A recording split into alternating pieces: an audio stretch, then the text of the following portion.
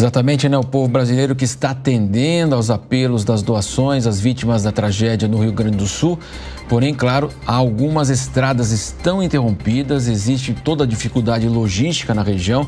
Vamos receber agora o presidente do Sindicato das Empresas de Transporte de Cargas e Logísticas lá no Rio Grande do Sul, o Sérgio Mário Gabardo, que vai conversar conosco para atualizar. Sérgio, desde o início mais agudo lá da chuva mais efetiva para cá, houve alguma transformação mais positiva ou realmente o saldo aí é um estrago muito grande que demorar meses até anos para haver uma reversão dessa situação? Prazer tê-lo conosco aqui na Jovem Pan. Em primeiro lugar, bom dia, mas é muito difícil nesse momento dizer bom dia. A gente, por força do hábito, a gente fala isso. O problema hoje não é simplesmente só no transporte. Ele atingiu principalmente várias regiões que nunca houve esse alagamento. Então, nós somos um estado tipicamente agrícola, aonde que as lavouras ficaram embaixo d'água e aonde que muitas empresas perderam tudo. A nossa empresa continua embaixo d'água, por exemplo, tem várias empresas ligadas ao Setservice estão embaixo d'água. Então fica muito difícil essa reconstrução, se ela existir, porque o que a gente percebe que há muito na televisão, aparecem muitas coisas para ajudar, mas na verdade não chega até o bolso do transportador, do agricultor. Só promessa tem bastante, sabe?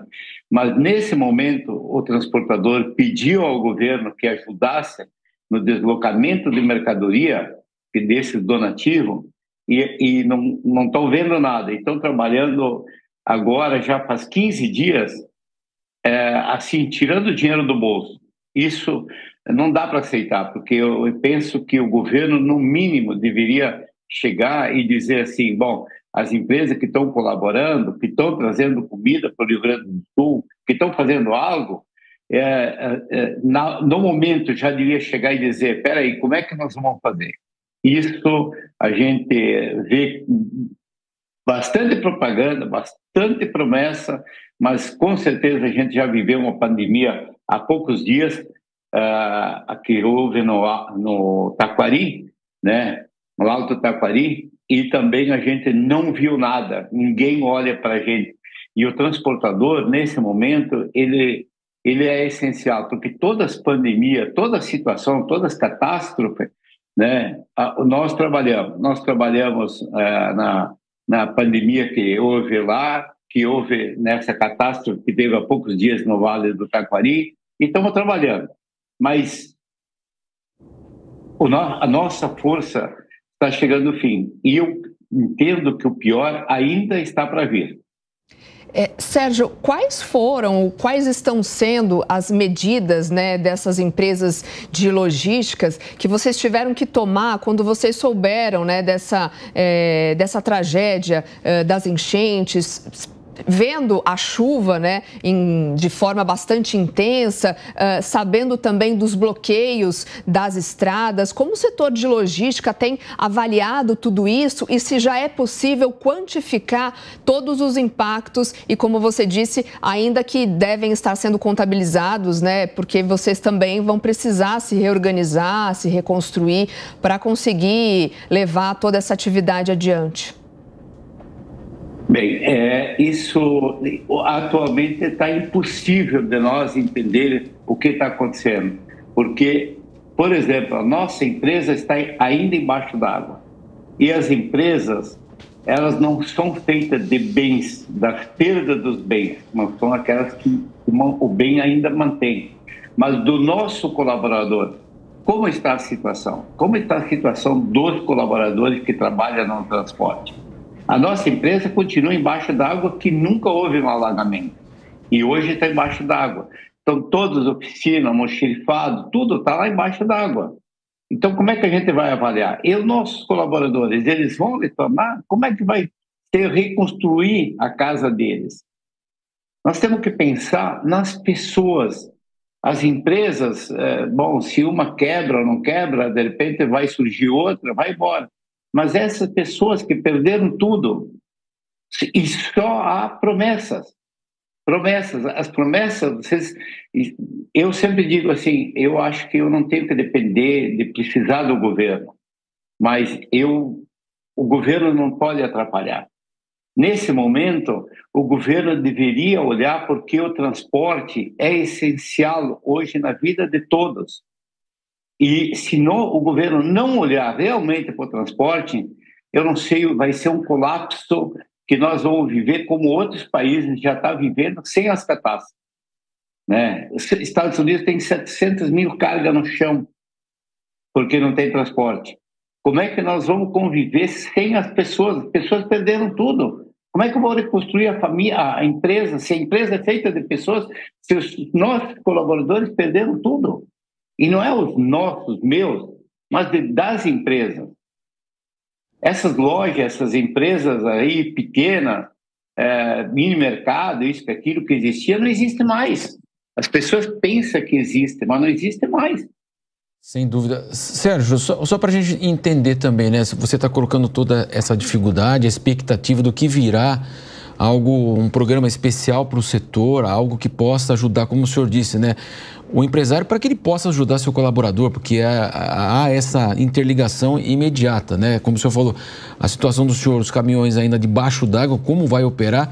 Mas então, quer dizer, a logística, até para quem quer ajudar, né? A gente falava aqui, nossa equipe demorou 15 horas para chegar em Porto Alegre, saindo aqui de São Paulo. Então, de fato, hoje, essa ligação, o atendimento das pessoas, até quem quer ajudar, tem toda essa dificuldade para conseguir chegar nesses pontos.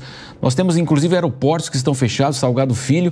Então, eu queria que o senhor fizesse um retrato dessa dificuldade hoje também, até para quem quer ajudar e não consegue chegar aí na região sul. E como, só para complementar a pergunta do Matos, Sérgio, como vocês têm feito o monitoramento das próprias condições das estradas, né? Se em tempo real, para saber de que forma e por onde seguir viagem?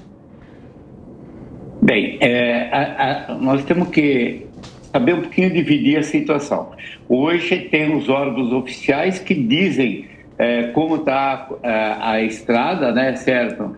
E por onde a gente pode ir. Só que nós temos que pensar uma coisa assim, os caminhões rodoviários não são caminhões urbanos, pelo tamanho dele, para as pessoas que vêm de fora trazer donativos ou alguma carga que poderia vir para o nosso estado. Eles são caminhões rodoviários que normalmente ou eles descarregam em grandes depósitos ou descarrega dentro dos pátios transportadoras e que lá ele é feito com caminhões menores. Então, digamos assim, como pode ser feito se os colaboradores não estão cuidando, estão em abrigo, eles não têm como se locomover? É lógico que o transportador, ele aprende sempre, ele reage, ele tem criatividade de descobrir caminhos, de motoristas mais especiais, de ir até algum destino, que seria esses abrigos, esses lugares que estão recebendo donativos, né?